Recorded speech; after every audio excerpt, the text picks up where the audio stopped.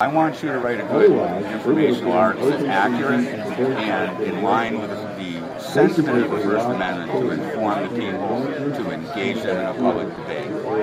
Hey Dave, what's up, buddy? Hey, Stewart. No problem. Well, thank you for your time. Well, I appreciate what are you handing out? That's what you got. Well, programs.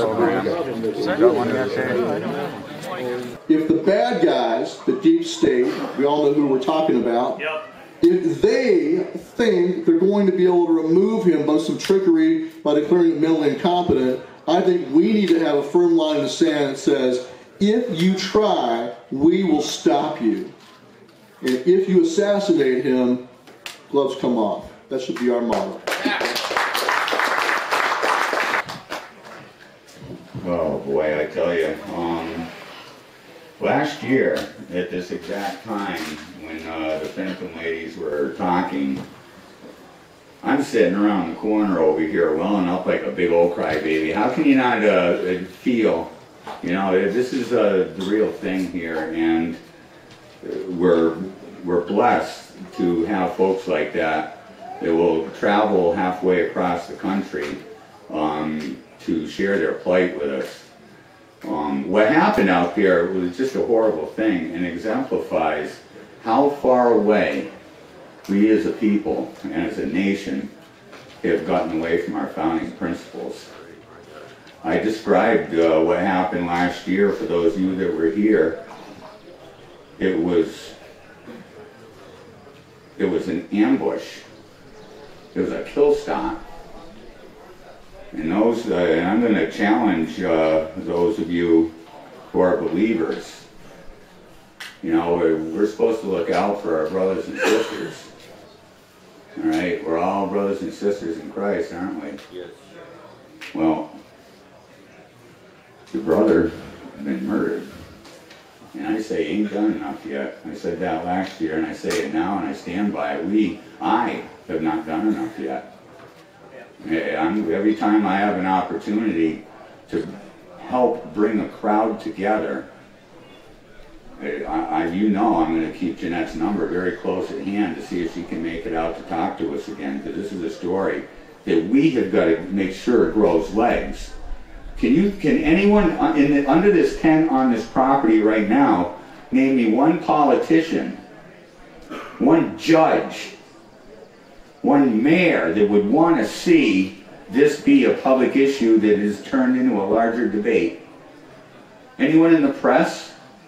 Oh, it was a sexy news there for a couple of days, maybe a week, but then it was gone. They did their hit piece, they did their smear, and they disappeared. It was no less important now than then. We got to help, and I'm not quite sure how to do it. But we have got to make sure that when there's news of what's going on here in their plight, they're wrapped up in a legal quagmire as well. Sheriff Joe, you know, he's trying to do his job, and what do they do? The powers that be come up and try to bind him in legal ease.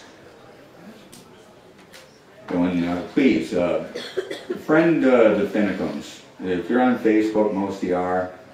Friend them and make sure you get those reports, and when you get them, you share them out and you talk it up.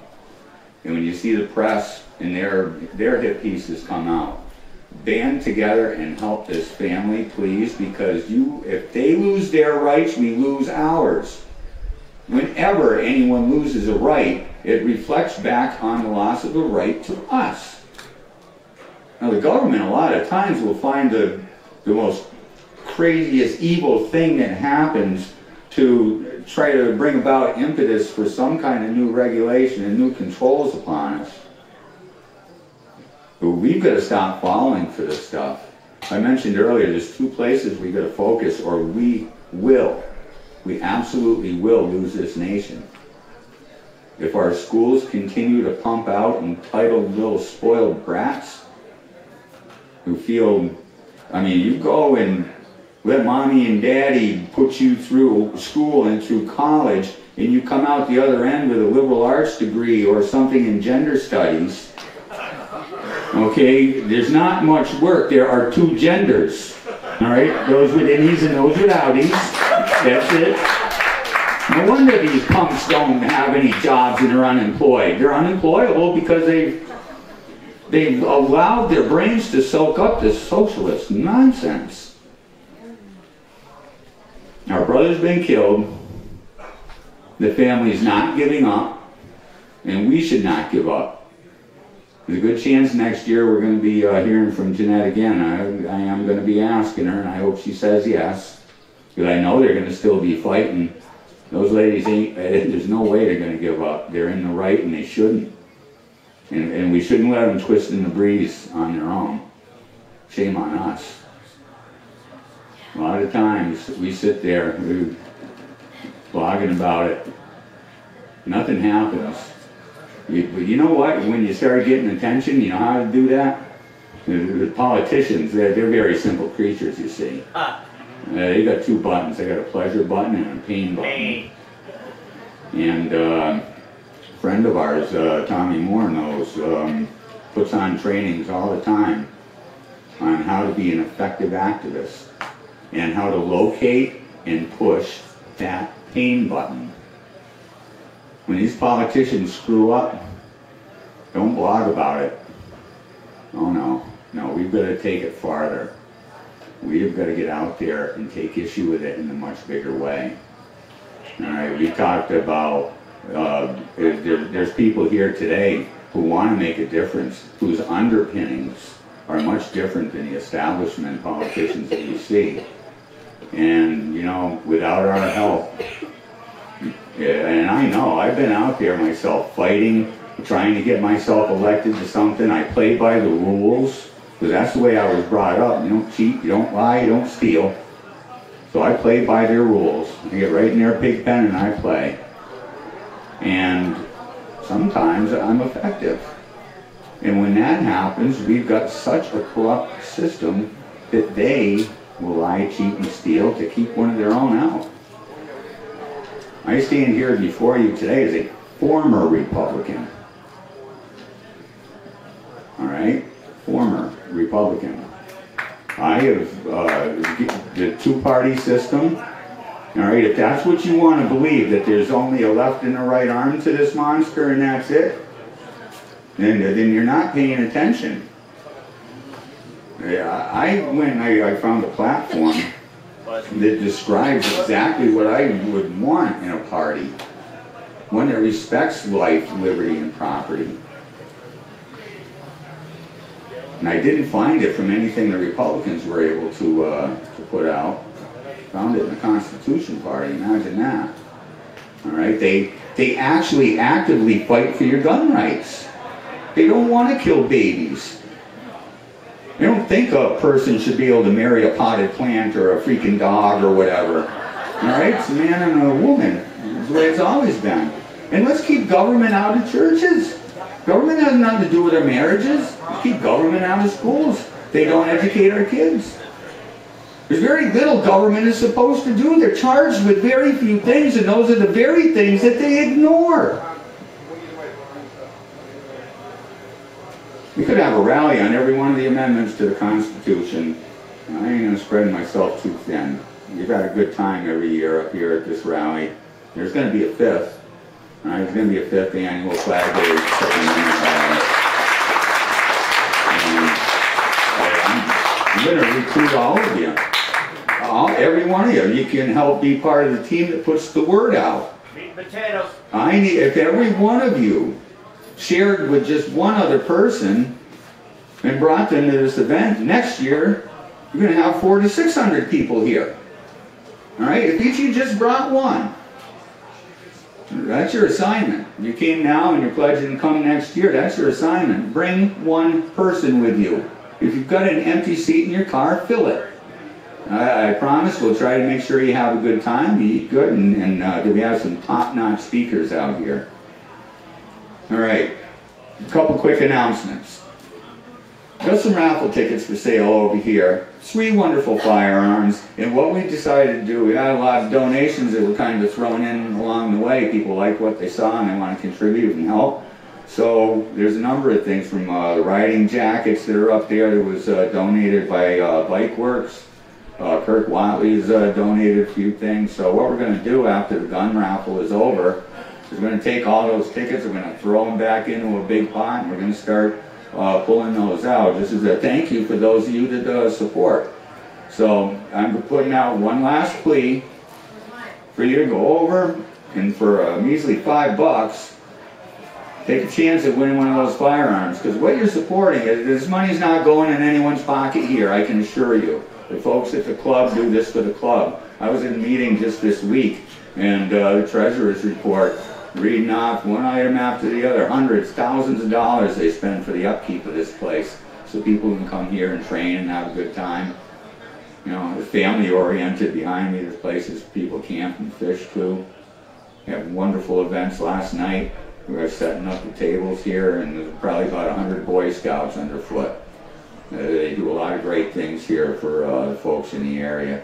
So join the club. I asked them to have about 100 membership applications over here. I want you to look up Big Ray. I want you to look him in the eye, shake his hand, and thank him for letting us do this here.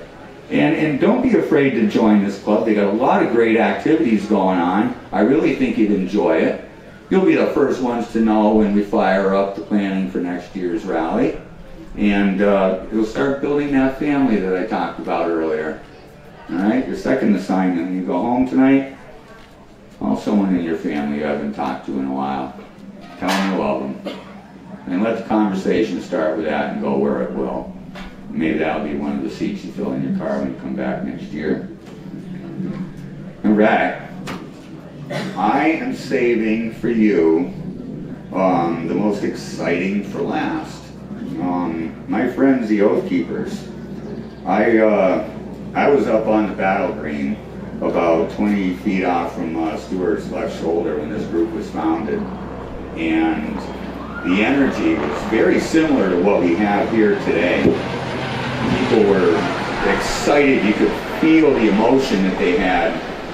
The NSA going by taking pictures of your license plate. Yeah, they don't do that, do they? You just gotta fly over. But you know what? You could feel the love in the air.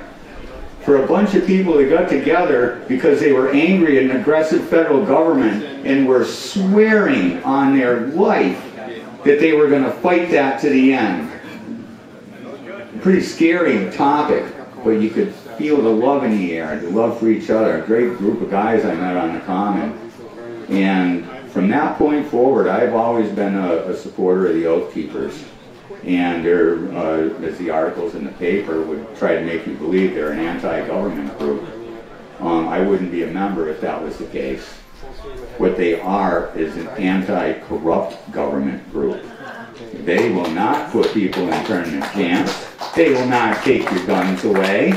And they are there to enjoy the peace and the freedom and liberty that was intended for the people of this nation. And most importantly, they want to make sure that our military men and women, our law enforcement, fire department, EMTs, you know, when they take an oath, the man that founded this organization, he takes these oaths very seriously. And it is the summation, the main message behind the Oath Keepers, is that you take the oath, you keep the oath. I took an oath to be part of municipal government. And I am kind of a pariah in my own town hall because of it. I let them know I'm not here to be a revenuer. No, I don't want to jack up my filing fees. No need. It's going to cost any citizen that knocks on the door of my office not 1 cent more than is necessary to process the paperwork you're requiring upon them. And they keep cutting my budget and cutting my budget. And this year, I sent the rumor around, said I'm standing up at town hall meeting, and I'm going to have a friendly amendment from the floor to zero our budget out to zero for our whole department. And I said, feed us to the Pioneer Valley Planning Commission, that gaggle of socialist maniacs that would like to think they know how to run and control every possible facet of your life. Those little social justice warriors, bless their cold black hearts. Well, yeah, rumor got out, and me being the opinionated, abrasive personality that I am, they knew full well that I'd stand up and make that motion, and that I could be just enough of an orator to convince those people, yeah, we're saving money, let's zero out the conservation budget. And they would have done it. I'd have talked them right into it. And I would have told them, I would have given it with a warning. I said, you got rid of this, and you handed it over to these folks. They are entrenched in every other party or every department in town hall. And it scared them. They thought that I might possibly be exposing something. It might start a brush fire of liberty somehow. So what did they do? They increased my budget. I don't know why. My filing fees aren't going up though, that's for darn sure. That's never going to happen. But I took an oath. The point of that little story is I took an oath. I respect the property rights of the people in my town. I don't go tromping on their property looking for a violation to write up. I call them, knock on their door, and ask for permission. It's theirs, not mine. And every public servant would keep an eye on the oath that they took. That's all. What is your oath to? Is it to a system? No. It's to the people. Rights are not issued to the collective. They are individual rights. Let's think of this a little deeper. You've got zoning bylaws in every one of your towns, I'm willing to bet. When they plop a zone on something, they're removing development rights. You are not supposed to lose a right as an individual unless you have done something wrong, dragged into a court of competent jurisdiction, and found guilty by a jury of your peers. And then you can be rightfully relieved of certain rights. Alright, so those of you that wanted to put in a swimming pool in your backyard and found out that zoning prohibited it, what crime did you commit? What did you do wrong? When did the jury say no pool for you? Alright? Zoning. Collective wiping out of your rights. We slid so far that we go and we get engaged in debates on what's good and bad zoning laws, don't we? What's a good and bad layer? You know, a regulatory layer. Blight and redevelopment. Did you know that when they put a blight or a redevelopment zone around anything, that you're susceptible to eminent domain for up to 12 years? So if you think you're paying your bills, things are going fine, that you're safe, well, no. Not if the regional planners say, hey, we got a better plan for your area, we're going to put a blight zone on here. And why do they put that zone? It's for access to grants. Every time. That's the only, a lot of times we got to do this because, you know, we've got a grant deadline. Or we got to do that because it opens up this whole category of grant money. And when they give out that grant money, whose plan is that grant money going to further? Does it further yours? No. You go and read the Pioneer Valley Planning Commission's land use plan. Valley Vision is called. All right, they got a vision for you. That's where your grant money goes to. We're going to start saying no. You got to put an amendment on your in your town hall floor to get rid of your community development department. All right, green communities. Any green communities in here? Yeah. Well, I tell you what. We got a fight on our hands. Rights are now being regulated as a collective, not individual, and the impacts are far and wide. It's affecting your kids. It's affecting your pocketbook. There's nothing left untouched by these guys. And their oaths, the oath that they take. Every person that works with me in my town hall took the same damn oath I did. And they act in complete repugnance to it. To me, it's sickening. I'll happily remain a pariah in my town hall. Why don't you really tell us how you feel? I'm pretty pissed. Well, you know what? It's because of that lack of recognition to our oaths and our responsibilities and our pledges is righteous human beings that people like Stewart Rhodes came about to bring and re-emphasize and refocus on the importance of this. But as I said, I was up on the Common the day this organization started. And I'm as proud now as I was then. So I'm going to, that's right, let's hear for those people. But here's some of the things they do. I mean, they've been purported as anti-government and all these horrible things by the media. But here's some of the things they've done just in the last month. They got together with our brothers and sisters at 3%, went up to Boston, and they were having some free speech issues up there. All right? Our delicate, underprivileged snowflakes up there figured that, oh no, we don't like that free speech, they ain't gonna have it. And they went up there with their usual antics, and the Oath Keepers showed up, and the 3%ers showed up working with them. All right, they came together, a little family starting to happen there. Other patriots saw what was going on, so I want to be part of that. The family started getting bigger. And they went on that Common, stood watched around and amongst those that were populating that Common and protected free speech. Otherwise, it would have been stormed by a bunch of radical, snot-nosed little punks that wouldn't know their ass from their elbow when it comes to the Constitution. And they protected what was a free speech event, and nobody got hurt. It ain't a radical group at all. The ones that I enjoy working with got love in their heart. I mentioned that at the beginning, and I'm going to mention that as a common theme to the end. All right, you'll get more of what you pursue. If you're out, you can't hate on everybody because they do foolish things. Let's do what we do because there's love in our hearts. The Oath Keepers, they want peace. They don't want violence. They want the oaths that people take to simply be adhered to. If that's radical, count me in. And it is. I guess that is a radical thing nowadays, isn't it? There was a time where that wasn't radical. That was a way of life.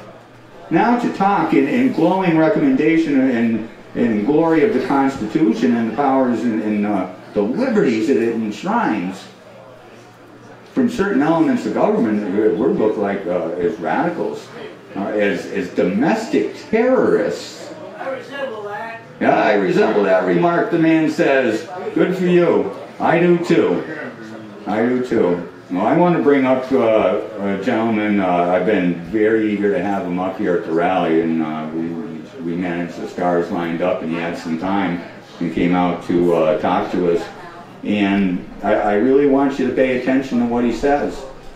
And look around you. You're going to see a lot of Oath Keeper shirts. Who's the Oath Keepers here? Put your hand up, please be recognized. All right. Thank all you guys. Thank you. All right. And my friends over here in the corner, they're teammates, the 3%ers. They're the ones that provide the first aid tent for you folks today. They're up and coming, and you know what? I'm pretty sure we're going to have one of their representatives here again. Year number 1, we did. Remember Mike Vanderbilt broke Fast and Furious? Stood right here on our very first rally that we had. So we're going to be bringing them back and more folks just like them. But I digress. I'd like to bring on the stage our final speaker. He's not our final speaker because he's the least in any ways. He's our final speaker because there's a message as you leave here. I want it to be the last message in your head that you remember. I want to stand here as my next guest delivers the oath. And I hope most of the people under this tent are ready to stand and join. I have every time it was offered, and unashamedly I will do so. Without further ado, I would like to bring up to the podium our final speaker, Mr. Stewart Rhodes, the founder of Oath Keepers.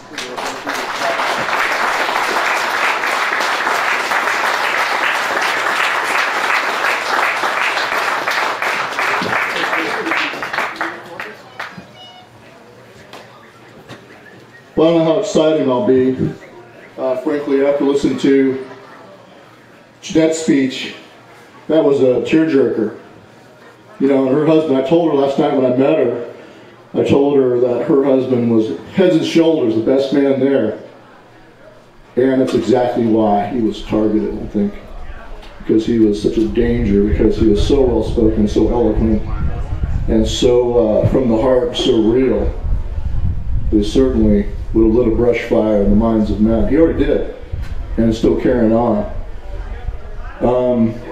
Those of you who don't know about us know that we were at Bundy Ranch.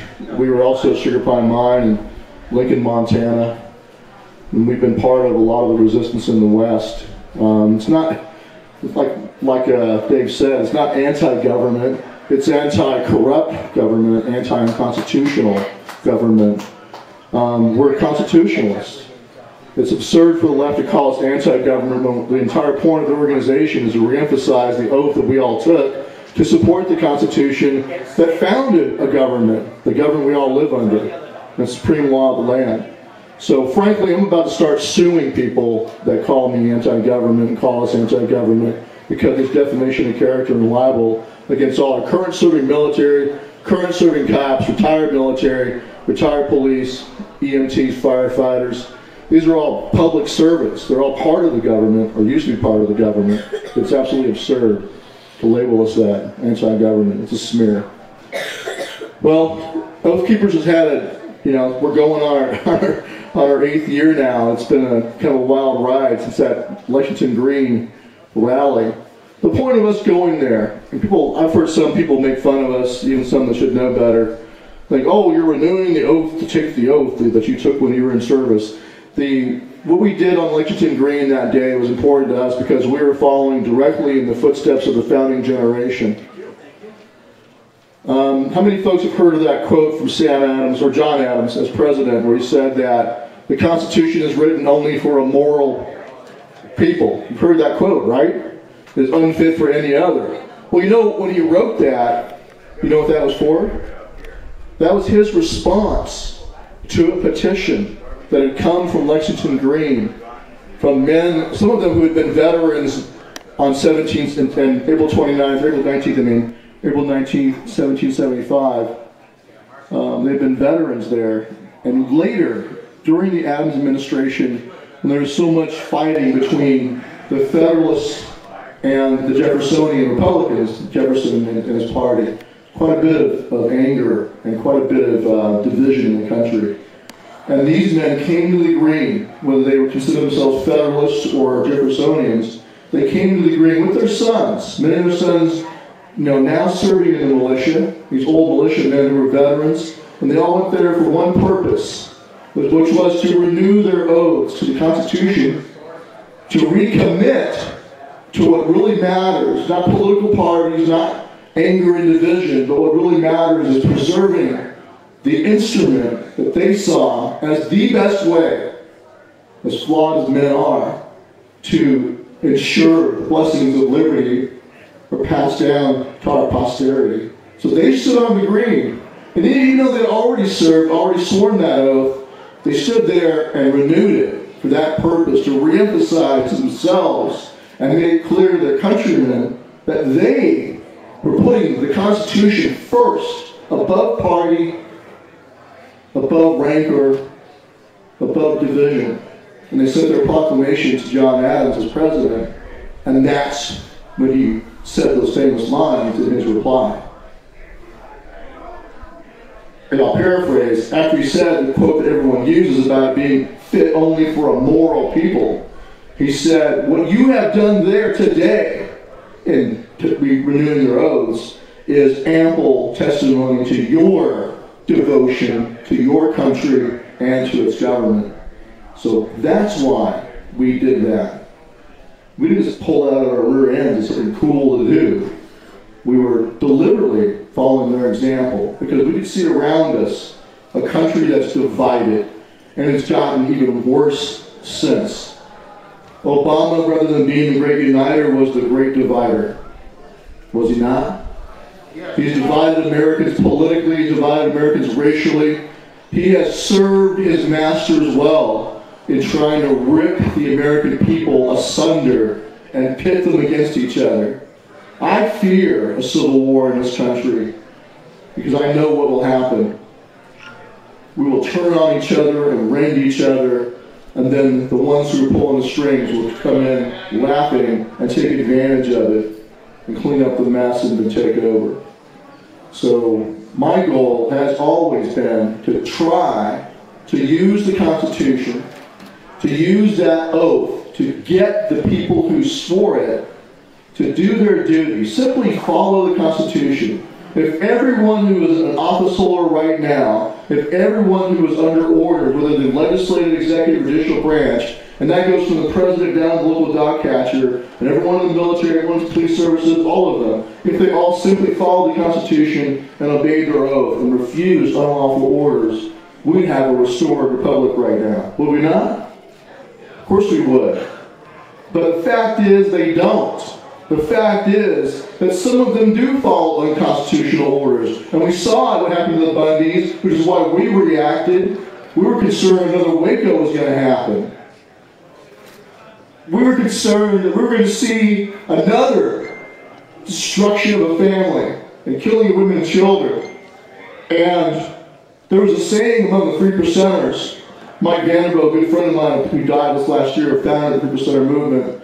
And he had a saying of no more free Wacos. That means you're not going to be able to get away with that.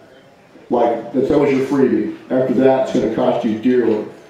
But our conviction when we went to Bundy Ranch was no more Wacos. We're not going to wait for it to happen and then retaliate. We're going to go stop it from happening. That's why we were there.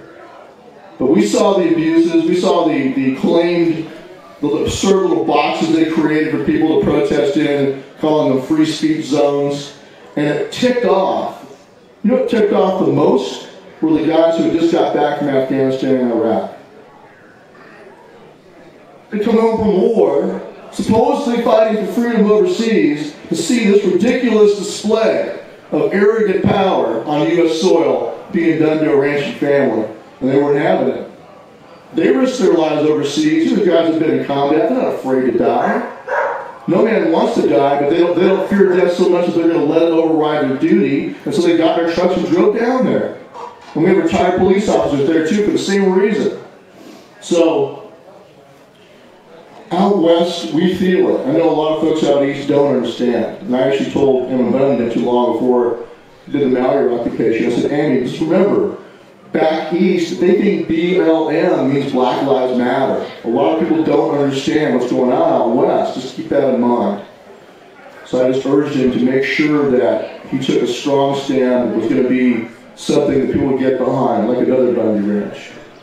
So I disagree with what they did in Mallory. I thought it was bad strategy and bad tactics.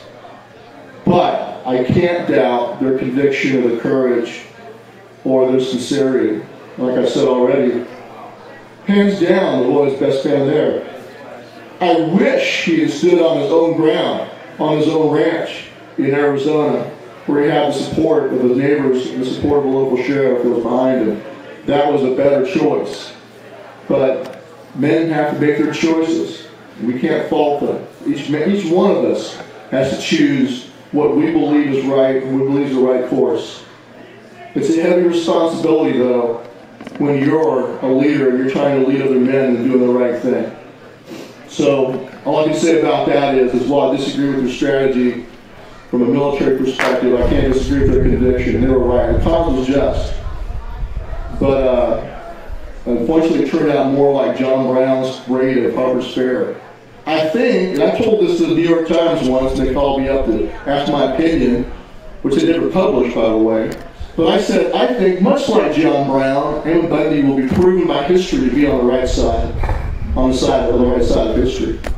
So what I'll say about what's going on now, though, is that I don't understand, it's beyond me, why it is that we defeated Hillary Clinton, elected Trump, and yet these prosecutions are still going on. It's as though Hillary had won. The behavior of the DOJ, the behavior of the U.S. attorneys, the behavior of the entire administration so far, when it comes to these cowboys and veterans, has been the same as if Hillary had won. So what was the point of electing Trump? What was the point of him appointing Sessions to be the Attorney General if they're going to behave exactly as if Hillary had won? So I encourage all of you, but we have to do what's the right thing to do. whether you agree with what they did at Malheur or not, or Bundy Ranch, is to stand up and demand that Trump end, and through Sessions, end these unjust persecutions, this pound of flesh they're taking out of the Bundy family by prosecuting good men who went to Bundy Ranch with the best of intentions. I got a good friend, Todd Engel, who was an oath keeper, who was on the bridge at Bundy Ranch, who is now rotting away in prison, still waiting to go through the judicial system, denied bail. We should be demanding, if Barack Obama is out the door, pardoned Weather Underground terrorists, convicted terrorists, who had targeted police officers, targeted average citizens, tried to kill people. They were let out of prison. He also let out of prison notorious was a Puerto Rican separatist or Puerto Rican independence fighter, communist. He just got out of prison, right? He's in a parade in New York City at the Puerto Rican parade. If Barack Obama can pardon terrorists that are known, convicted, self-admitted terrorists, why can't Trump pardon a bunch of cowboys and a bunch of veterans? Why? He can't. And you see, the ones that have been already convicted, Jerry DeLamus from New Hampshire, a Marine veteran, was there. Others who have taken plea bargains because they believe, probably justly, they're not going to get a fair trial. They should be pardoned. Those who have not yet been convicted, those prosecutions should be ended. And Sessions has the power to do that as Attorney General. He can end them tomorrow. Okay? And so could Trump. So you ask them why they haven't done that. What is their excuse? So what I want to see, and what I talked to Mrs. Finnecum about, is we need to have protests in Washington, D.C., or at Trump Towers, or both, demanding that action be taken. It's within their power in the executive branch. They don't need anybody else's, they don't need Congress, they don't need the courts, they have the ability to do it. They should do it now. So, this next month, on July 29th, there'll be a Washington, D.C. rally. I encourage all of you to be at and get behind. It's called the Rally for America. And I believe that one of the main focuses of that rally should be, what I just said, to push the Trump administration to issue out some justice for the cowboys and veterans at Malheur and Bundy Ranch and stop the pound of flesh being taken out of people who went there for the right reasons. So I'd like to bring up one of the organizers of the event. Jane's going to come and talk to you for a moment about the rally on July 29th. And her son is a serving Navy corpsman, by the way. I love this. Constitution and the cross.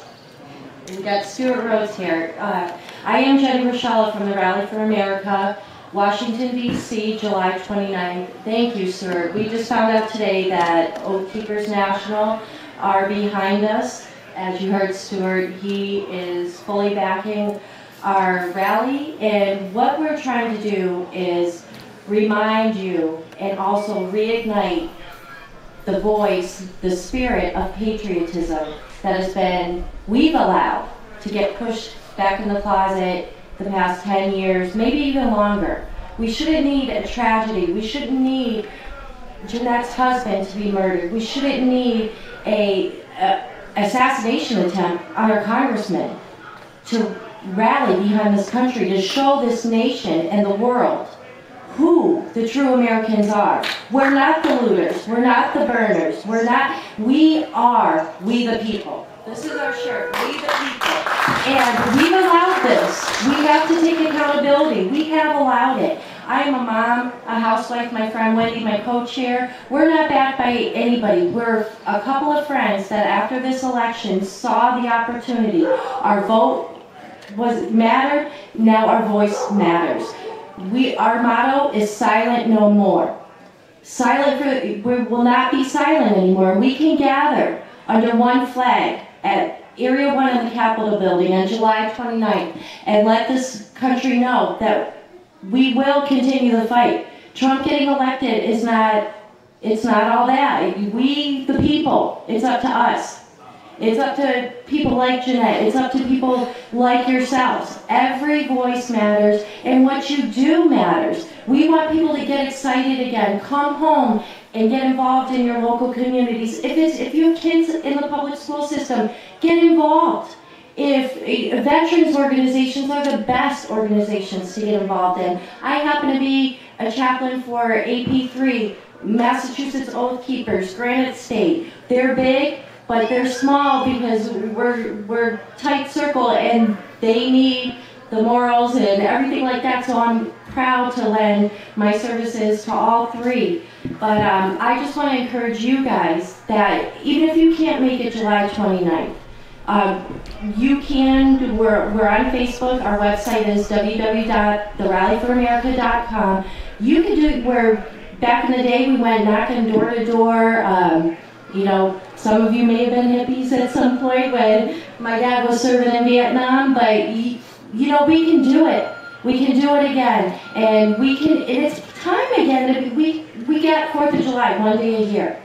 We live in New England, small town. You see the flags when you're driving through the common. It started here, and we're taking it to D.C. And we're going to do something with that voice. But we can be proud. You know, sometimes people get, oh, you're just flag waving or whatever. It's okay.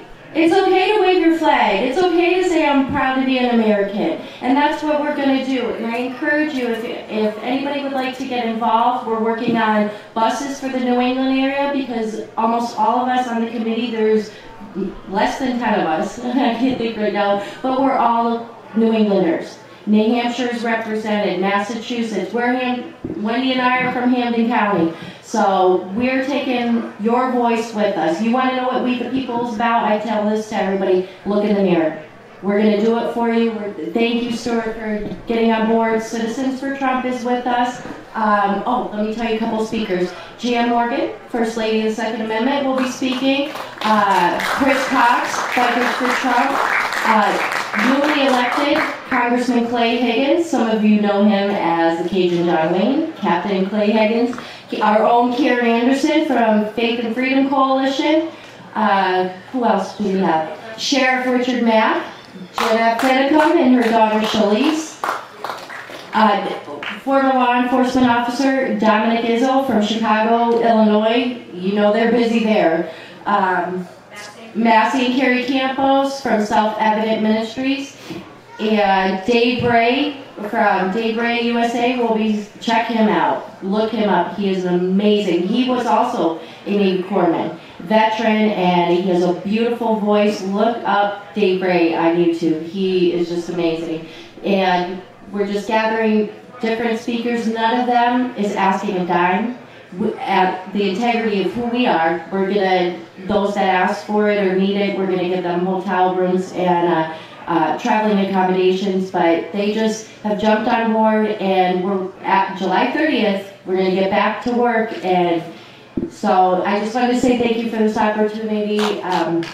And please, www.therallyforamerica.com. We need your help. And hey, when you're passing your Facebook memes and you're joking about why isn't Hillary in prison, share our page.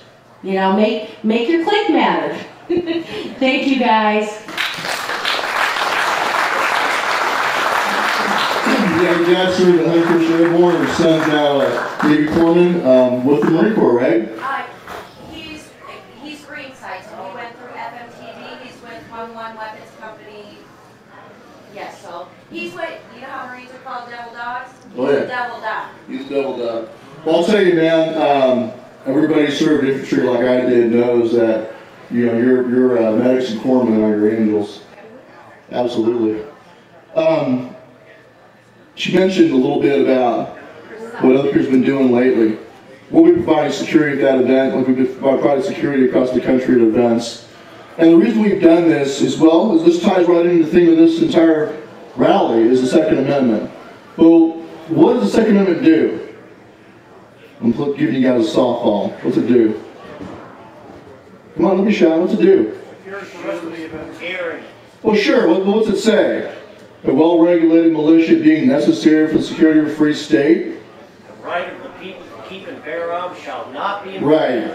Right. But it's that first clause, I think, that too many don't remember, as Dr. Evan Vieira has been trying to point out for, what, decades now?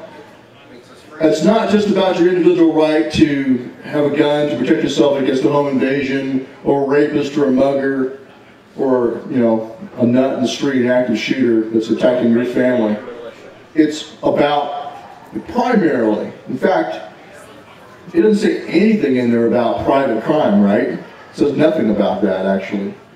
It's all focused on your duty and obligation to be the militia. We the people are supposed to be the militia. Okay? I think it was Trench Cox, one of the founding fathers, who said that every terrible instrument of the military, that every sword, every terrible instrument of the military is their birthright. It's your obligation and duty and your right of self-preservation together. It's not just your personal right, it's also your duty and obligation to defend your community. And that's exactly why it should be a no-brainer that Oath Keepers or 3%ers and other dedicated patriots who take that seriously would show up when people are beaten in the streets. That's what happened in Berkeley back in February. We all watched the video. It was obscene to see this video of a woman whose husband was just beaten and unconscious. And he was wearing, they're both wearing body armor. They went to go see the Milo, whatever his last name is, Yiannopoulos. Went to go see Milo talk. It doesn't matter who they went to see. It doesn't care, I don't care whether you like Milo or not. That's not the friggin' point. They went there to go and in the face of threats, and so they wore body armor. He had his ribs broken, kicked in through the body armor. And he had, his head was kicked, he was stomped on the ground, and suffered concussions. He could have died. His wife suffered concussions. She was with a big steel pole, a so-called flagpole. And then she went staggering towards the building where the event was, and guess who was inside the doors? It was the UC Berkeley police. And she banged on the friggin' glass for them to let her in, and guess what happened? They refused to let her in. They hid inside, and let this woman, who's been beaten in the streets, left her to fend for herself, and while her husband's laying there, possibly dying. So we saw that, both the military and police inside of Oath Keepers, we found that just enraging and outrageous. Dereliction of duty and cowardice on the side of UC Berkeley police. And so that's why there was another event that came up on March the 4th in the Berkeley MLK Park, where Berkeley PD this time had a chance to show us what they could do. And they just stood back and watched as a brawl went on in the park between the two sides, including elderly veterans being pepper sprayed and knocked to the ground. They just let it happen, stood back and watched. So that was it for us. That was also it for a lot of other Americans. Folks might have seen Kyle Chapman on that day, on March the 4th, with a helmet on his head and a stick in his hand, you know, whooping ass on the lefties who were attacking people. And it became like a walking meme after that. Well, April 15th came around, another free speech rally by the same organizer, Rich Black, and he asked us to be there, and we answered the call. And we showed up in force, along with 3%ers, along with bikers. There were guys from 2 Million Bikers, there were folks from the American Civil Defense of California, essentially the California militia. And we showed up in the park. We all got there early. I'm not going to tell you how early it was. That's kind of OPSEC. But we were there before anybody else showed up. And we made sure that we were prepared. And guess what? We thought we might see a repeat of last time. In fact, here's what happened the night before. We met with, because we have retired law enforcement, I brought John Kerriman, who's a Missouri State defensive tactics instructor for their law enforcement academy. He was our tactical team lead on the ground. I also had Brian Crobbin with me, who's an Army Ranger veteran and is a retired Washington, D.C. lieutenant. And so they both came with me, and we met with the Berkeley PD the day before. We sat right there in the park and met with them and talked about how it's going to go the next day and how we're going to coordinate. Well, they sprung on us a last-minute rule change that had been passed by the town council, that we had shields. We had flagpoles that we were going to use to push people away. We had small pepper spray that was in the limits of the city ordinance. Well, they told us an emergency order has been passed. You can't have shields because those can be used offensively as well as defensively. You can't have any flag poles, any kind of poles at all. You can't have any pepper spray. So basically, we were left with our bare hands or our police officers who can carry under LEOSA, the Federal Law Enforcement Officer Safety Act. They could carry. They couldn't do anything about that. In fact, to their credit, they said we wouldn't try to tell a police officer he couldn't carry. So we did have 7 police officers in that park who were on the next day. But I told the lieutenant, I said, Lieutenant, so what you're saying is we have either our hands or my police officers' firearms. Nothing in between on the force continuum. No less than lethal, no less lethal, no, nothing like that. No, not even the way to protect ourselves against projectiles being thrown. We can't even have shields. And they said, sorry, it's out of our hands, nothing we can do about it. So the next morning, we all showed up ready to rock. We all went and bought elbow pads and knee pads and galls. They gave us a 20% discount when they found out why we were in there shopping last minute. We suited up, and we got there the next morning, had our fight knuckle gloves on, and we were ready to go, helmets on our heads, and we were expecting a major brawl. We were expecting that we were going to be in one hell of a big fist fight with these Antifa who had sworn that they were going to shut down the event. Well, they showed up. They showed up carrying long poles. They showed up with axe handles in their hands, what we expected. And the cops did not jump in between them, not yet. So at first, there was nothing between us and them but thin air. So John Kerriman and a handful of our guys were the first ones up there, along with some of the bikers and American Civil Defense. And when they showed up, it was about 70 Antifa versus about 12 Patriots on the line. We had a perimeter security team. We eventually brought more guys up there, but at first it was about a dozen of us versus about 70 of them.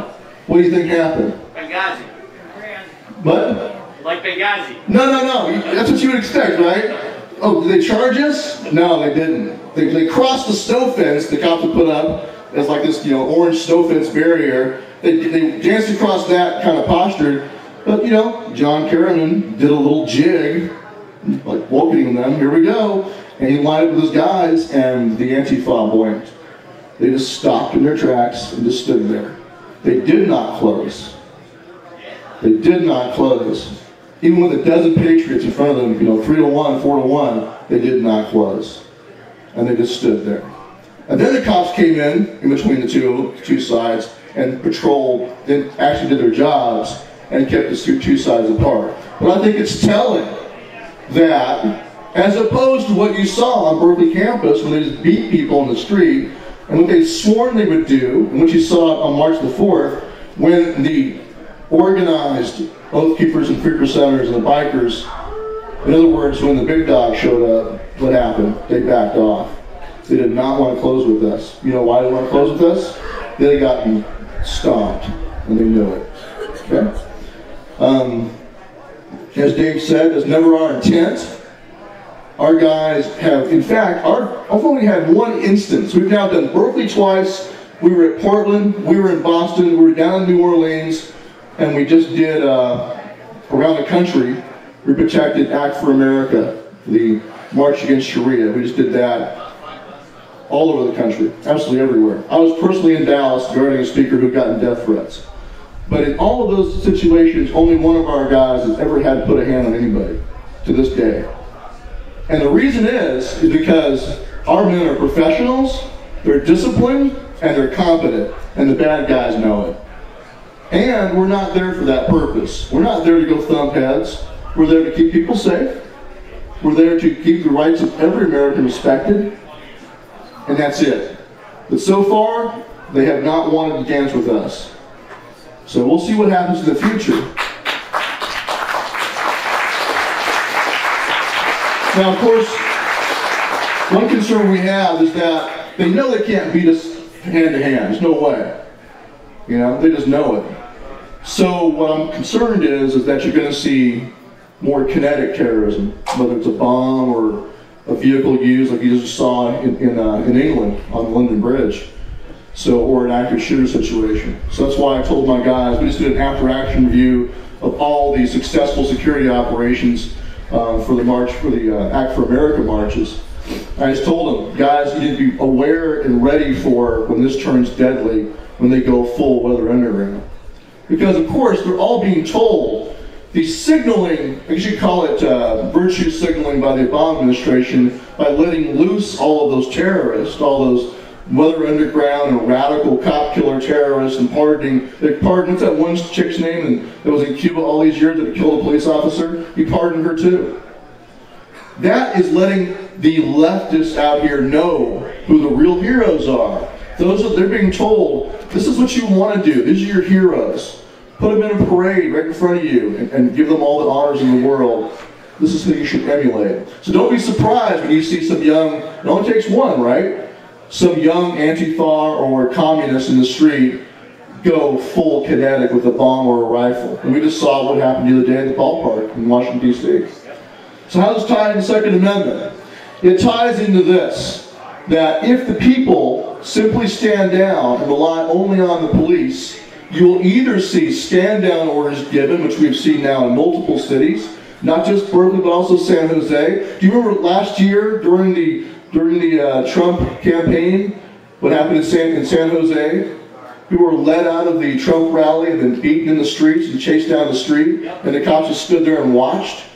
So you'll either see that failure, or you'll wind up what you saw at the ballpark, where even when the cops were there, they can't stop people from being shot. There's two police officers right there. Imagine your average event where there's no police. Who's securing us right now? We are, right? You are the first responder. Keep that in mind. You're the first responder if you're the intended victim. No police officer is going to be next to you when you're attacked. Very rarely. What should have happened in that ballpark is there should have been an armed congressman or a staff member who could have put a stop to it, rather than relying on those two police officers. They're very fortunate that he didn't kill both those cops. He was incompetent. A competent person actually knew what he was doing with an M4 in his hands, would have probably killed everybody there. I can tell you right now. So we must always understand it's an illusion to think that any police officer is ever going to protect you against violence that's an unplanned attack where you don't know what's coming. This won't happen. School shootings, public shootings, whether it's a truck driver like on the London Bridge. You guys heard the story of the lion on London Bridge, the guy that fought him barehanded? That's the mindset you have to have. You know, if he just said, F it, I'm going to go, and he just started fighting him. That's the mindset. If only he'd been carrying a gun or a knife of his own.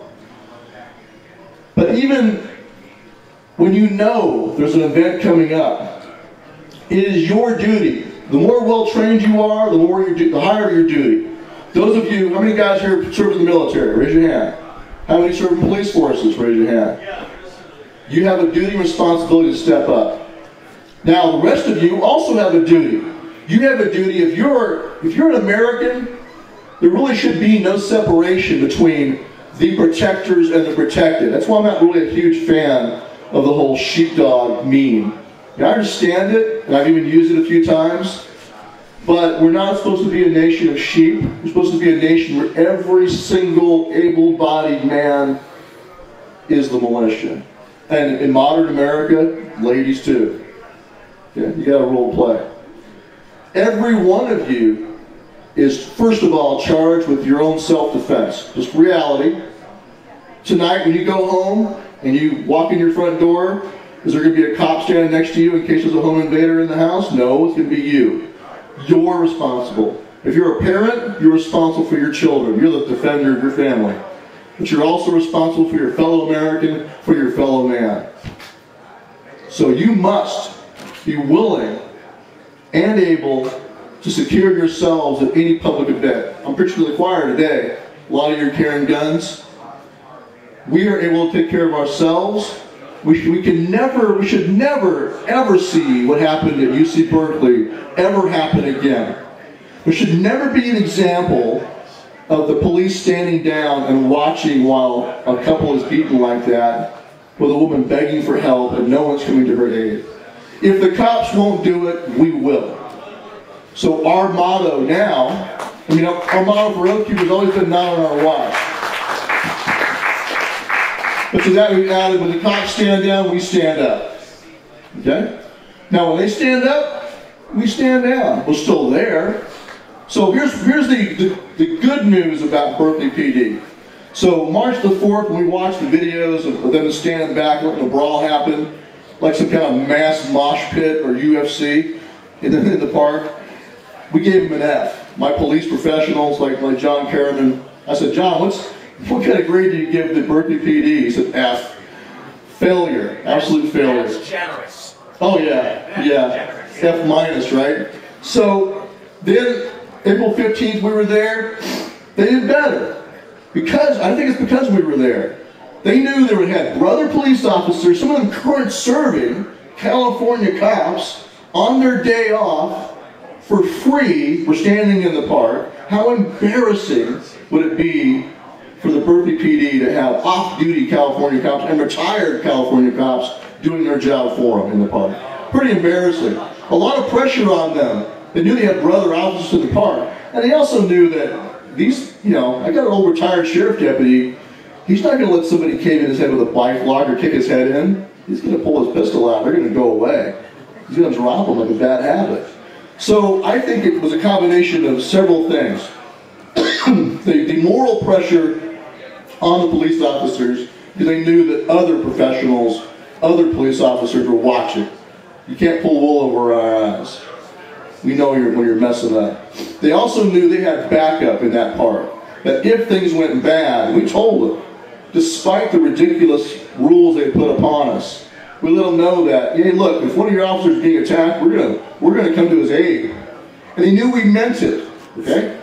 And then he saw our professional behavior in the park. It forced them up their ante. They did better that day. Inside the park, they did a pretty good job to stay between us. Once the Antifa backed off, they actually came in. Berkeley PD came in, disarmed the Antifa of all their poles and axe handles and clubs, and forced them to take them out of the park. And then after that, they kept the two sides separated. So inside the park, they did a pretty good job. Out in the streets, still not so good. You've probably seen the videos of the cops sitting there in the car being asked, well, why are you guys doing something? They're like, you got to talk to our chief. And they're pretty clearly upset.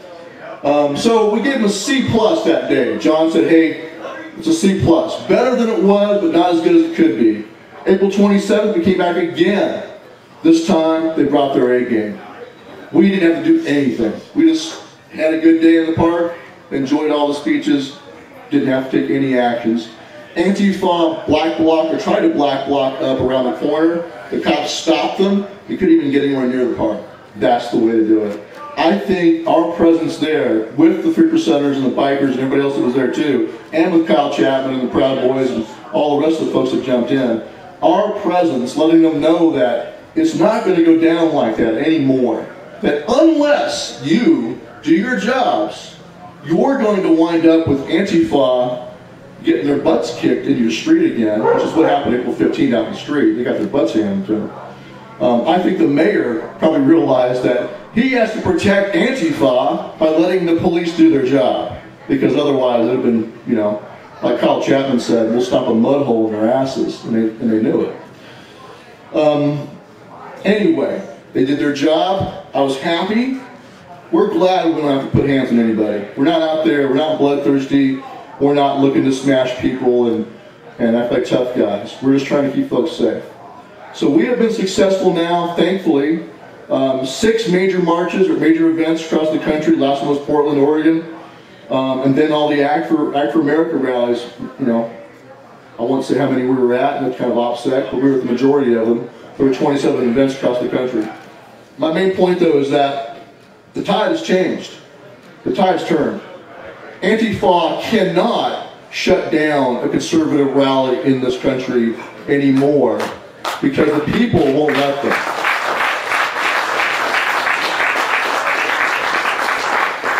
It's kind of led to what I call the fighting audience. The audience is wearing helmets and fight gloves and mouthpieces and homemade shields, and they're ready to go.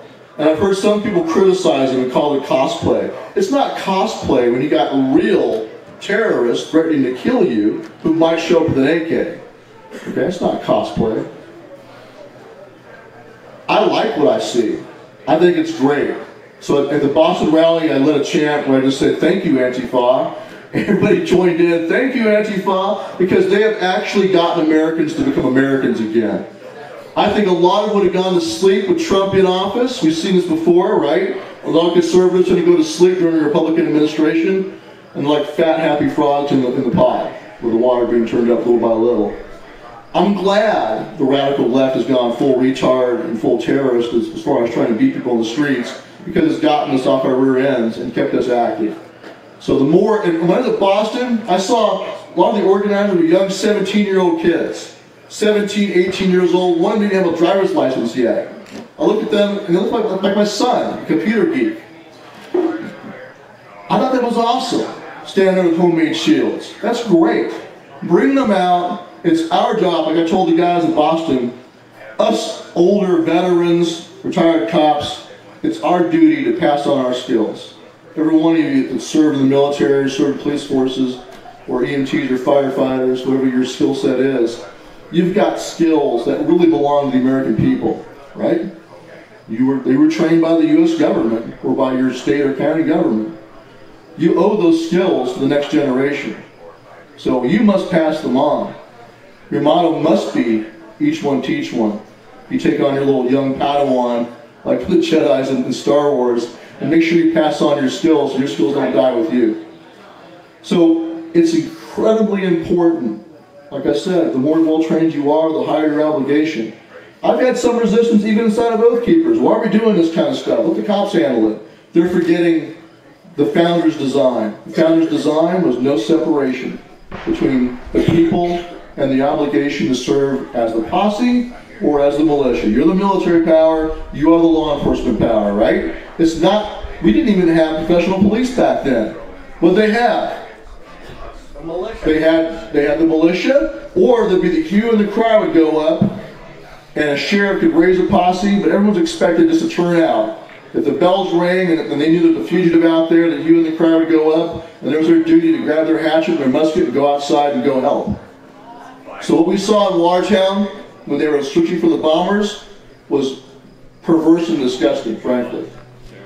The exact opposite of the founder's design. Rather than everybody being treated like a third world serf and being, walked out of their house at gunpoint with their hands raised in the air with the SWAT teams in the street, what it should have been is they all should have grabbed their firearms and with their flashlights or whatever they needed and gone on the street and found the guy. Because the locals know who belongs and who doesn't. You know what's ironic about that? Is even though the entire town of Watertown, with all the police, all the SWAT teams, who actually discovered Sanaya in his boat? An average guy in his own boat. Yeah, exactly. This is what he's talking about, that we must all be vigilant. You're right. And that's exactly what I was going to say next. You kind of stole my thunder. That's okay. But you're right. It was all that display of, militarized police power and MRAPs and the SWAT teams did no good at all. It was because the guy knew his own backyard and knew when something was out of place. That's who discovered it. So it just goes to show you what really works. And in Oath Keepers, we have a program called CPT, which stands for Community Preparedness Teams. And the model we use for this is one model we use is the Special Forces model of a trainer, a group of guys who are trainers, first and foremost, to go and train people. But another model I like to use, which I think is even better, is what the Marines call the CAP program in Vietnam. How many guys know about that? Raise your hands. Oh, that's terrible. It stood for Combined Action Platoon. And what this was, is they took 12 average grunt Marines and a corpsman and a sergeant, so 14 guys, stuck them in a village. They lived in the village 24/7, 365 with the villagers as part of the village.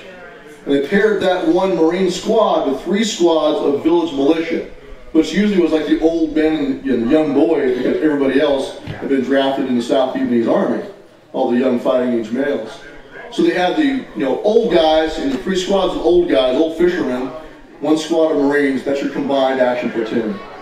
But they were very effective because the villagers knew who belonged and who didn't. They knew all the trails in and out. The Marines, because they lived there, got to know everybody, got to know who belonged and who didn't, got to know all the trails in and out. So they became like the locals in their knowledge that we're talking about. And it wasn't like a high-speed, low-drag SF team of elite warriors and trained to be trainers. These are just average Marine grunts. But they are extremely effective because they occupy the space. And they turn the paradigm on the VC. Now the VC had to try to infiltrate in the middle of the night against ambushes being set up in roving patrols and being worried about being caught, rather than the Marines walking into ambushes trying to patrol villages. So flipped it. Look at that as your model. In your neighborhood, you are the cap. You're the squad of Marines or the one fire team, or if it's just two of you, you're a buddy team.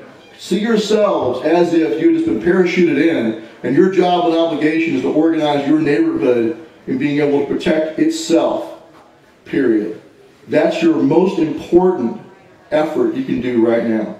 Nothing else is as important as that, aside from getting your mind right and get yourself spiritually squared away, obviously. But as far as your activities, that's more important than anything else. Now here's another reason why. Every cop lives in a neighborhood. Every firefighter lives in a neighborhood. Every EMT, every nurse, every doctor lives in a neighborhood, right? If that neighborhood's not secure during times of civil unrest, are they going to leave their homes and their families to go do their job, or are they going to stay home and take care of mom and the kids? You know the answer to that question already. We've seen it before. They will desert their post and stay home and protect their family. If you don't make sure their neighborhood's safe, they can't go out and do their jobs. That's why that's the most important thing you can be doing. Now, I do encourage you to go out to these rallies. I do encourage you to organize yourselves in security elements. You go and practice. You learn what works and what doesn't. You'll get more united. You'll find out who you can rely on and who you can't. Some guys are big talkers online. When it comes time to show up with a helmet on their head and some friggin', fight gloves on their hands, all of a sudden they're not there. And other guys that are kind of quiet, they show up. You never know. Okay? And ladies too. You'll find out. Call it a gut check. You'll find out who really is serious, who you can rely on, who you can't. Okay? And the guys that don't show up, I wouldn't forsake them. Give them a chance. Let them know how well it went. Lessons learned. Bring them in and have them go to the next one.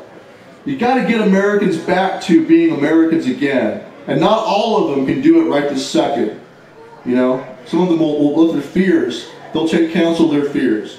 I had 2 leaders in Oregon resign over this when we went to Portland, Oregon. They took counsel of their fears. They said, it's going to be a trap. We're going to be overwhelmed. We're going to be surrounded. You could be arrested. Our guys could be arrested. Yeah, all that's possible. But they forgot what's most important. In the military, we were taught, and all of you that serve military know what I'm saying. What comes first? Is it your own safety? Mission comes first. My grandpa fought in the Battle of the Bulge. My father-in-law fought on Iwo Jima. They didn't put their safety first. Mission comes first. The mission comes first, then the men. Then the leader puts himself last. That's what I told the guys from Oregon. Your obligation as a leader is to lead by your example, lead from the front, and be there in person. And yes, you need to care for your men. Do your very best for them. But the mission comes first. And their mission is their oath. You can't let other people who have requested your help be defenseless against assault in some public park. I'd rather be dead than let that happen on my watch, knowing that I failed to go and do my duty. So mission comes first. Duty is ours, results are God's. So mission's first, then you worry about doing it as safely as you can. I worry all the time. But at every one of these, I've gone in person. I made it a point. I flew all the way to Dallas, did a PSD for a lady who's got death threats, because I want to make sure that everyone knows that I'm not going to ask them to do anything that I won't do myself. Okay? I don't have to be in every single one of them, but I expect my local leaders to have the same spirit. And I encourage you, whether you're in 3%ers, you're in some fighter club, I don't care what group you're in, it doesn't matter. If you're a leader, you have to lead from the front. You must lead by your example. Okay? And you got to put mission first. And that also means being willing to work with other people and other groups as a coalition. I told my guys, there's only 30,000 oath keepers in this country. There aren't that many of us. So there's an SF motto the Special Forces uses that says they can't dominate the battle space, they can't dominate the terrain, but they can shape it. That's the attitude that we have. When I bring in even a handful of oath keepers, that are retired police officers or very experienced infantry veterans, there's no way they can provide security for an entire event. Like right now, you know, imagine we're all in a public park. This is our element. It's going to be a combined force element, right? Different groups. The oath keepers, what they bring to the table are we have a lot of cops. We have some very experienced military operators. So our job is to be good mentors, good advisors, and good liaisons with the police, make sure things go smoothly. We're not there to dominate. We're not there to try to order everybody around. We're there to help. And I've encouraged my guys to have that spirit of service. And so far, it's done pretty well. Other than the white nationalists who hate our guts because we're not white nationalists, every real patriot organization out there, 50% of them bikers, etc., we've gotten along pretty dang well. Because we respect them and their leadership, they respect our knowledge and our experience, and we work well together. And that's what I encourage you all to do. The more experienced you are, the greater your level of obligation and duty. But make sure it's not trying to be the big boss and try to lord it over other guys. Make sure it's a spirit of being the sound advisor and sage counsel, and then leading by your example. So I want to thank you all very much and appreciate you having me out here. And I want to say thanks to all the oath keepers here. God bless you guys.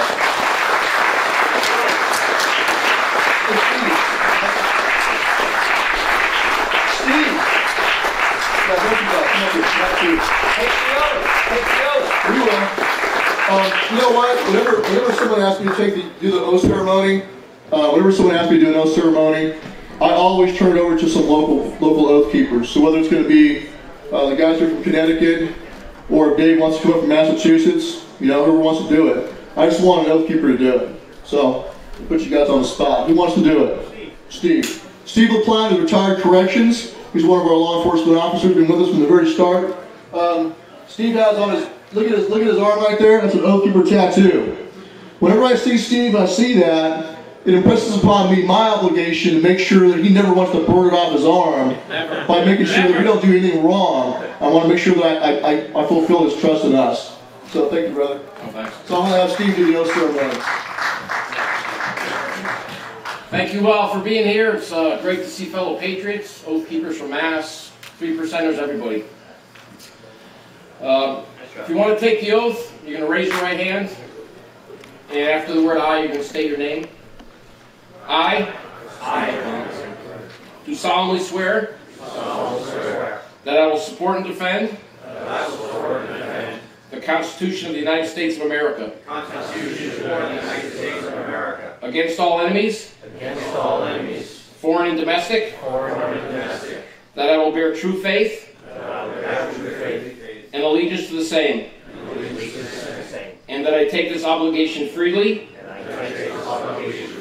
without any mental reservation or purpose of evasion, pledging my life, my fortune, and my sacred honor. So help me God. Thank you. I know it by heart. I know this oath by heart, and I always read it because it's very important to me, and I don't want to screw anything up. Thank you.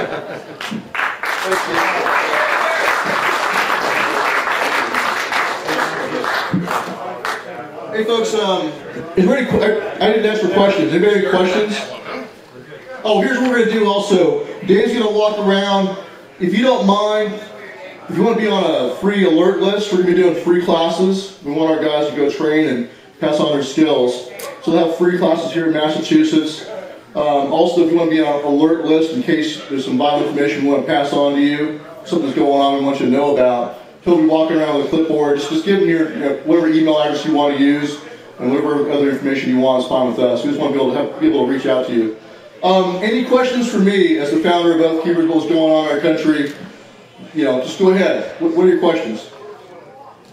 Anybody? Anybody? Nobody. No questions? We're all good? Yes, sir. I got a question. Yeah.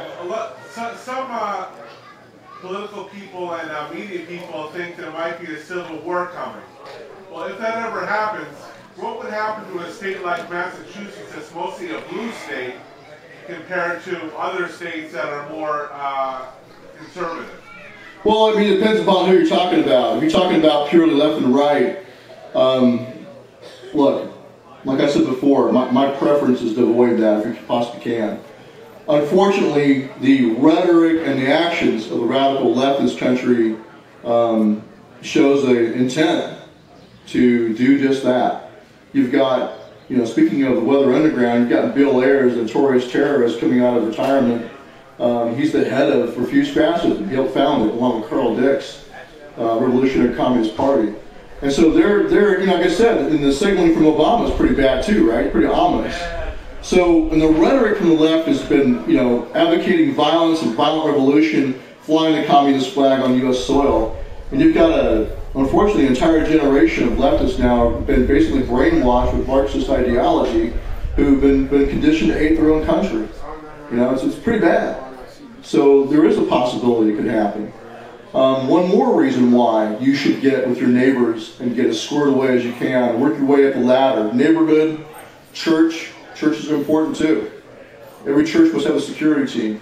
Then your town, you need to have a town watch. That's a good way to call it. It's basically a town militia. County sheriff, you should have a posse. Sheriff Arpaio, 3,000-man posse. Every sheriff should have a posse like that. So it's important for you to get ready in case that does happen. It's a very distinct possibility. So are you asking me for my prognosis? Well, I'm just wondering, being that Massachusetts is a very liberal state, what side are they going to be on? Well, what do you think? They'll be on the side of the communists if it breaks out. Right, right. So where does that leave us? It leaves you with a fight.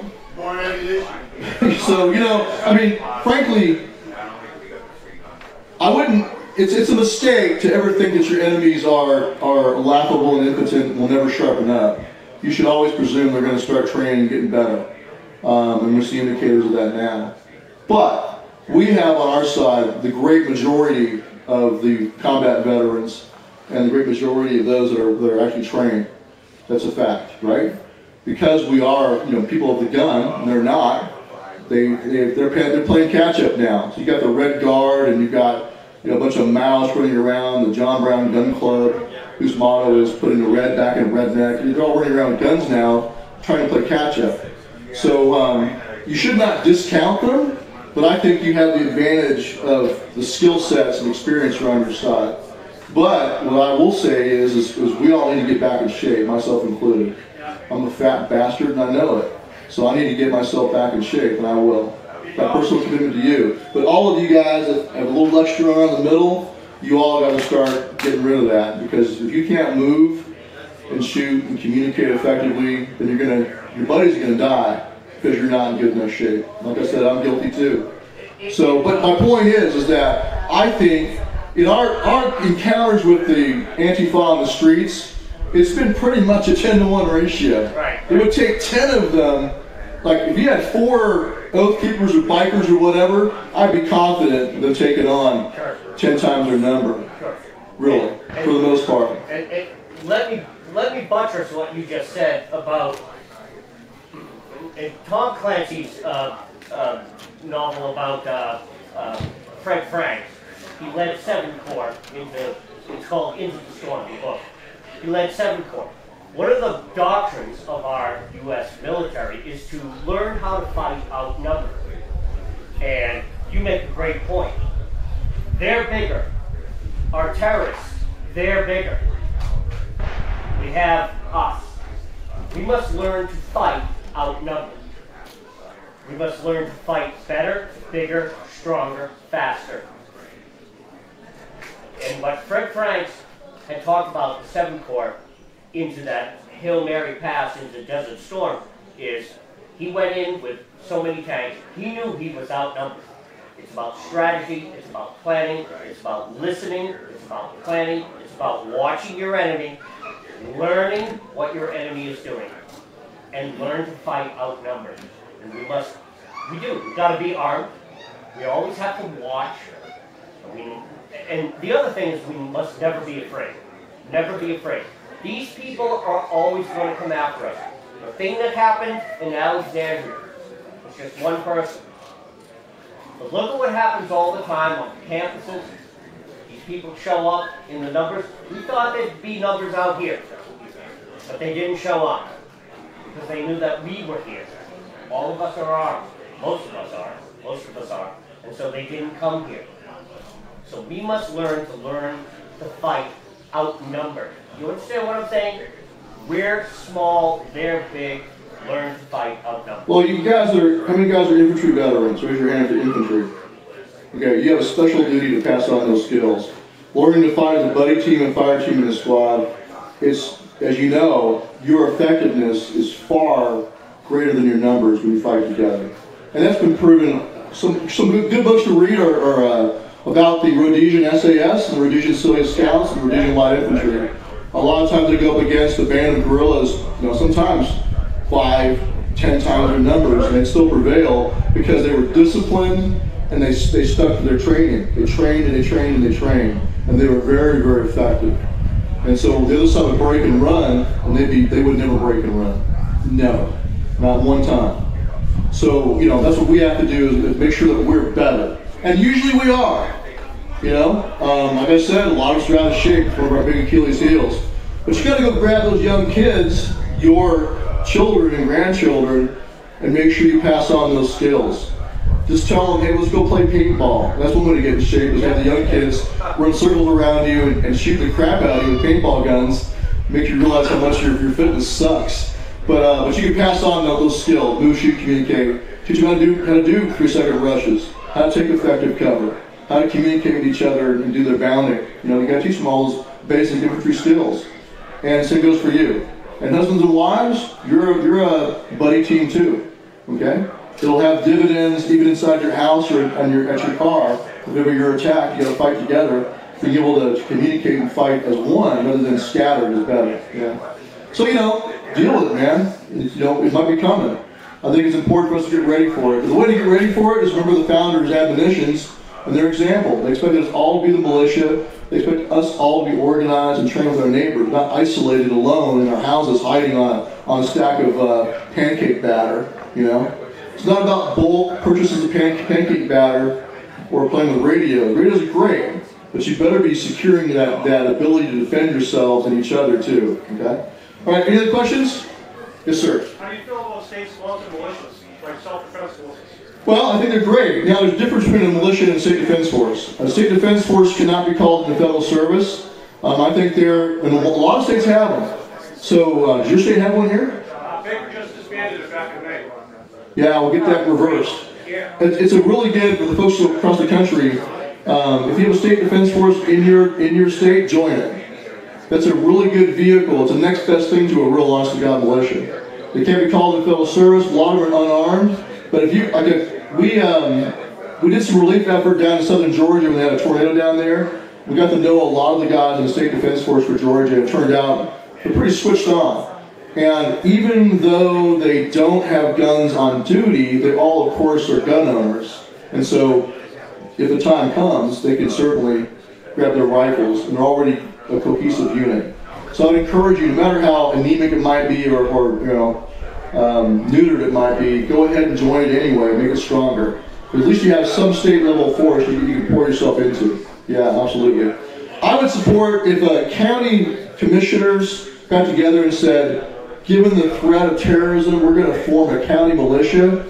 We're going to call it the county militia, and we're going to have it under the authority of the county commissioners. I would support that.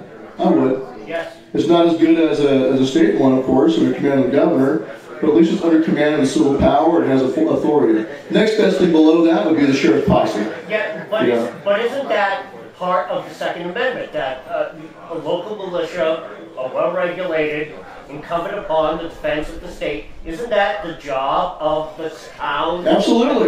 Yeah, absolutely. At the time of the founders, it was town militias like Lexington or Concord, and then it was the county level, and then it was the province or the state. Sure. Absolutely. So, but what I'm saying is that, well, first of all, the militia, the word militia is like the, you know, there's the N word, and now there's the M word. You can't say the M word militia. So, what we say at Oath Keepers is, hey, we're not calling what we do neighborhood watch, church security team, town watch. I wouldn't call that a militia because it doesn't have a government sanction. It's not under command of the civil power, and I think that's a valid necessity. You don't want you don't want a military power in your community that's not under your elected representatives. It could be dangerous. So we don't use that title for things that we do that are kind of like that. We save that for when we do have sanction from the state, or at least from a town or county. But why do we need that sanction from the state? Isn't the Second Amendment clear that it's incumbent upon the towns and the communities, a well-regulated militia, right? For a free Oh, I state? understand. And there were volunteer companies that didn't have official sanction, I believe. I'll have to talk to Dr. Beer about that. But I think it's about a strategy. We have active duty military and police officers. I'm not going to call what we're doing malicious. And I do advocate for some level of approval. It'd be better to have your county commissioners stand up. Because of the demonization of it, you're going to get more cooperation if it's done through like a county sheriff's posse. Sure. Or you call it whatever you want to call it. CERT. Combine CERT with Neighborhood Watch. What do you have? Get some sort of sanction. Right. It's better to have official sanction. Yeah. And so meanwhile, that's why I encourage everyone to become part of the first responder community. Like my son's a volunteer firefighter. Just went through the fire academy. I'm very proud of him. That's, he's doing his service. He joined the military, but he's become a firefighter. I think all of us should be doing that. I'm going to go do search and rescue most likely in my county, or volunteer fire. Oh, hey, thanks, brother. Appreciate it. All right, thank you. If you can qualify for it, do it. Whether it's CERT, volunteer fire, search and rescue, EMT teams. Some of our guys at Oath Keepers are on the EMT team. Others are search and rescue. You can find something. Your local ham club, that's important too, right? To help out during emergencies. So do one of those things. It's kind of like a Chinese menu. Figure out what's available in your town or your county. Pick one that you can qualify to go do, and go do it. When you're part of the first responder community, now you're on the inside. You'll get to know all the police, you get to know all the other first responders. The community looks at you differently now too. You're not some wild-eyed militia guy. You're a volunteer firefighter, or you're the guy on the EMT team. So they see you as being a good guy. Because they've been conditioned that, oh, there's the professionals, and then there's the rest of us. And anybody that tries to do what the professionals do, who aren't with a professional hat on their head, they're somehow dangerous militia people. So go become a professional, so-called professional. They're still volunteers though. So I think it's a really good strategy. That way you become part of the community, and you can shape their behavior. When the time comes and those police officers are giving orders against your rights, if you know them because you're in a local volunteer fire department, or you're the local EMT, driver for the local EMT van, you'll have a better chance of influencing their behavior, won't you? Than if you're some guy that sits in his house and all he does is polish guns all day, right? Okay. So anyway, other questions? Anybody else? Don't be shy. Ask away. Okay, we're done. I'm here. I'll be here hanging out. I'd like to have have a beer with you guys, chat. I encourage you to put your name down on the alert list for Massachusetts Oath Keepers. But whether you're Oath Keeper, 3%, or whatever you are, I really encourage you to stay in the fight. Don't go to sleep because Trump's in office. He needs your help. We do need to hold his feet to the fire, but not burn him at the stake. That's how I kind of think about Trump. Let's give him a chance. But, when he screws up, like with the thing in Syria, I oppose that. I made it very clear I oppose it. Why? I think it was a disaster.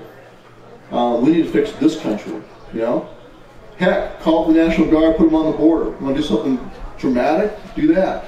I don't know why he hasn't done that yet. I have no idea. I'll go volunteer right now and go protect the border. And I'm saying that as a guy who's quarter Mexican. My family came here from my great-grandparents came here from Mexico. My great-grandfather fought for Pancho Villa, figured out Pancho Villa was a dirt bag, figured out how corrupt Mexico was, he couldn't fix it, he got his family out. So I oppose illegal immigration because we fled Mexico for a reason, because it sucks, and we don't want this country to turn into Mexico. We want people to come here in the small enough numbers they can assimilate, and we only want the ones that are going to assimilate. But anyway, my point is that we can't just sit on our butts and expect Trump to fix everything.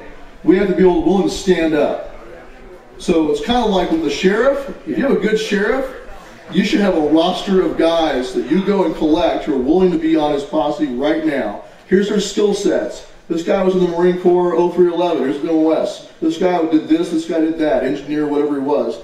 Put together your units on paper and say, Sheriff, all you got to do is say yes, there's your posse. That puts pressure on him, right? Because now he's got a turnkey posse. He has no excuse. Volunteers. We'll self-fund. We'll self-supply. We'll go do bake sales like I did when I was a volunteer firefighter. We'll go supply ourselves. We don't want any money. We just want you to say yes. And that does two things at once, right? It puts pressure on him. But why does it put pressure on him? Because you are willing to stand up, put your boots on, and get out there and go do it. So you're answering the call in advance, saying we are willing to go.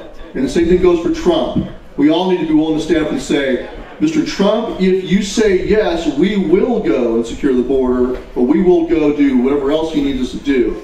And one last thing I'll say, if the bad guys, the deep state, we all know who we're talking about, if they think they're going to be able to remove him by some trickery by declaring him mentally incompetent, I think we need to have a firm line in the sand that says, if you try, we will stop you. And if you assassinate him, gloves come off. That should be our motto.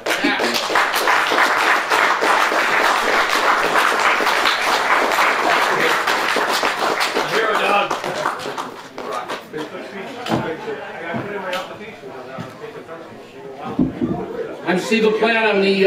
I was the Connecticut chapter president of Connecticut. I stepped down last year. Matt Nowak, who's been a lifelong member of Oath Keepers of Connecticut, stepped up as chapter president of Connecticut now. This one, Matt Nowak. Thanks, Steve, and I'd like to thank Steve Kopatz and all the speakers today. Dave Kopatz.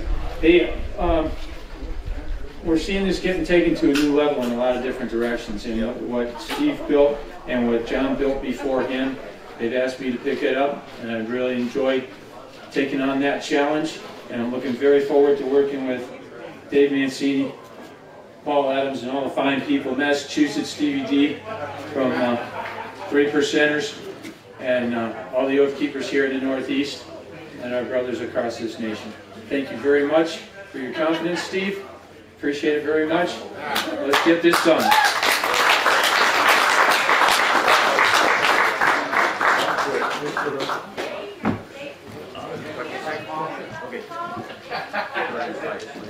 Oh, you got Jan?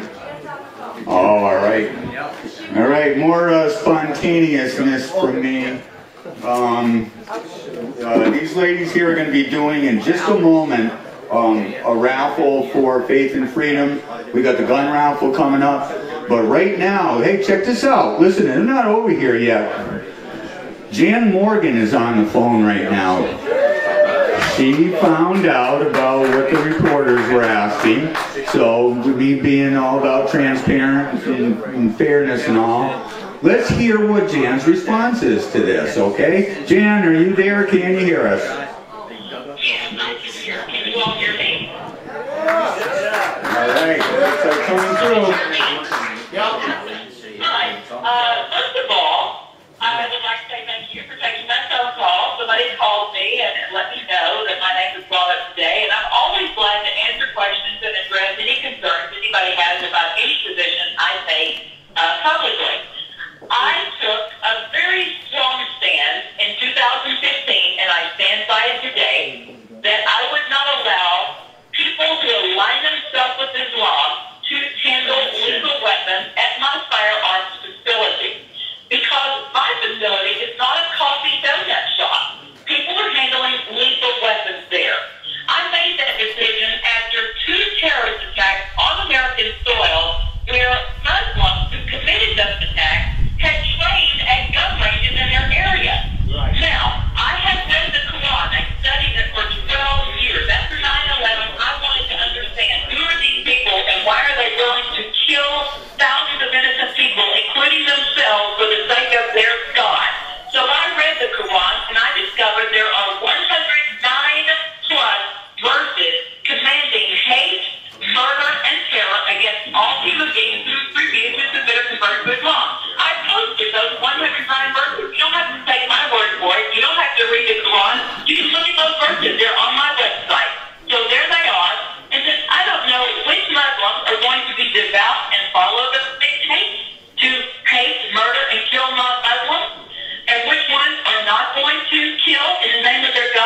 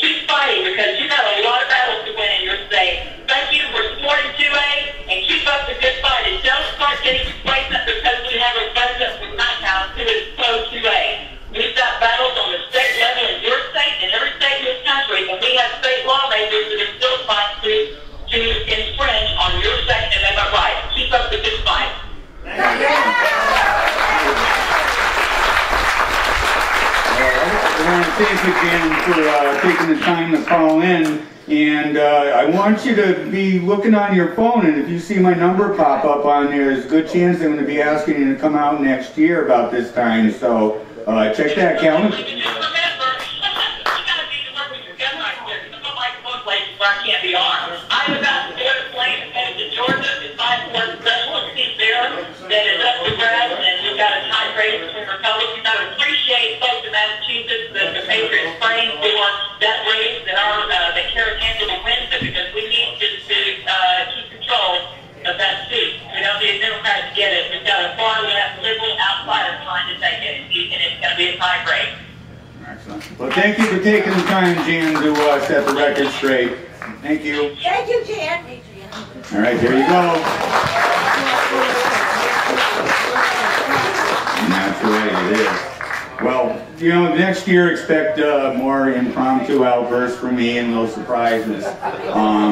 You've all been given an assignment. You know, you fill up a car seat, bring with you another person next year to the rally. Another one is get home, call up someone you haven't talked to in a while. Tell them you love them, and you know, let love guide you in the future and what we do, and we will get more of what we put into those things.